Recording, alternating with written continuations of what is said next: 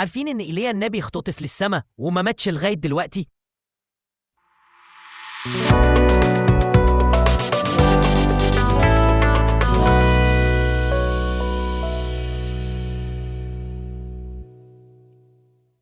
إيليا النبي اتولد قبل ميلاد السيد المسيح ب900 سنة، وكان في الوقت ده بيحكم ملك متكبر اسمه أخاب، ومراته كان اسمها إيزابيل، وكان بيعبدوا إله اسمه البعل. في الوقت ده أمر إيليا النبي إن السما ما تمطرش لمدة 3 سنين، وكانت الغربان هي اللي بتعوله في الأكل والشرب.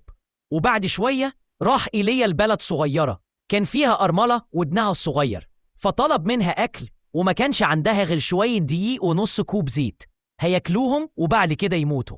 بس إيليا طمنها وقال لها: لأنه هكذا قال الرب إله إسرائيل، إن كوز الدقيق لا يفرغ وكوز الزيت لا يفرغ إلى اليوم الذي فيه يرسل الرب مطرا على وجه الأرض.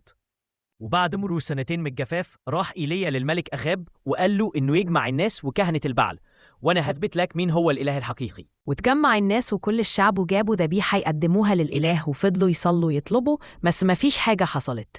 لكن أول ما إيليا صلى نزلت نار عظيمة من السماء وأكلت الذبيحة، فآمن الشعب كله بربنا، وأمر إيليا إن السماء ترجع تمطر تاني.